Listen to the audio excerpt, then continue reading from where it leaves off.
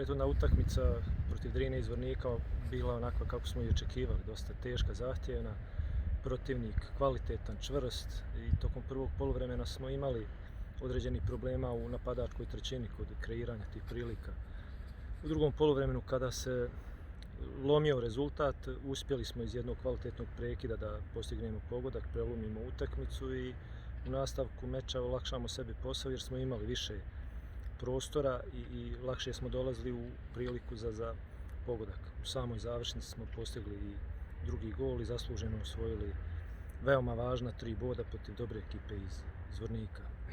U narednom kolu nas očekuje ekipa Tekstilca iz Dervente, ekipa koja je najbolji drugi domaćin u ligi. Osvojili su 22 boda na domaćem terenu, teško prepuštaju bodove gostima, tako da i ta činjenica govori kako zahtjevna utakmica nas očekuje. U jesenjem dijelu su imali određenih problema, ali bez obzira na sve te probleme koje su imali, igrali su odličan fudbal, ostvarili odlične rezultate. Tokom zimskog prelaznog roka su dosta mijenjali ekipu i svakako da im treba određeno vrijeme da budu u svojoj top formi i iskoriste sav potencijal koji imaju. Ukoliko budemo mi na nivou igara kakve su bile u prethodnim kolima, vjerujemo u dobar rezultat i osvajanje novih bodova.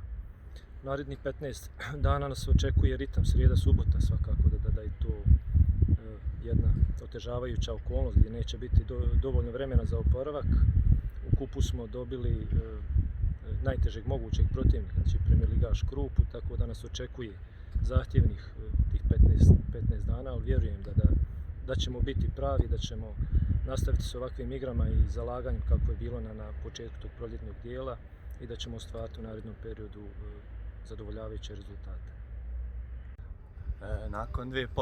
Nakon dvije vezane pobjede očekuje nas gostovanje Tekstilcu u Derventi. Naravno, očekuje jednu tešku utakmicu, neizvjesnu, ali idemo da nastavimo sa nizom pobjeda i idemo na 3 boda.